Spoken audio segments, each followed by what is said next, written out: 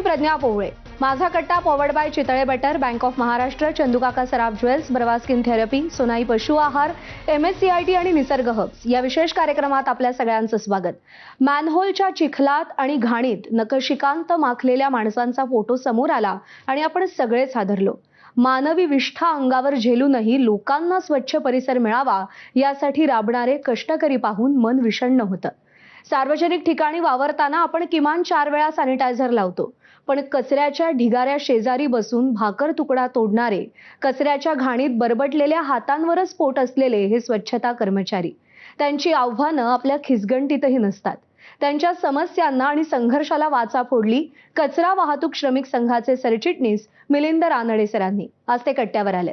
शहरांनी आणि माणसांनी मोकळा श्वास घ्यावा म्हणून ही माणसं स्वतः मॅनहोलमध्ये गुदमरतात आणि तरीही कंत्राटी असल्यामुळे हक्काच्या रोजगारापासून ती वंचित होती. घोटभर पाण्यासाठी तडफडत होती. आठवड्याची हक्काची एक सुट्टीही त्यांच्या नशिबी नव्हती आणि महानगरपालिका जबाबदारीही घेत नव्हती. हीच परिस्थिती पाहून मिलिंद रानडे सरांनी 90च्या दशकात या कंत्राटी सफाई कर्मचाऱ्यांसाठी संघर्षाचं निशाण हाती घेतलं आणि त्यांच्या न्यायासाठी 28 वर्ष अव्याहतपणे सामाजिक आणि न्यायिक लढा दिला. वंचितांच्या हक्कांसाठी लढणाऱ्यांची या महाराष्ट्राला मोठी परंपरा आहे आणि त्यातलंच एक नाव आहे मिलिंद रानडे सरांचं. त्यांच्या याच लढ्याबद्दल आणखी जाणून घेऊया. कट्ट्याला सुरुवात करूया. सर नमस्कार, आपलं मनापासून स्वागत. नमस्कार. मिलिंदजी, जो प्रश्न घेऊन तुम्ही गेली इतकी वर्ष लढताय आणि जे काम तुम्ही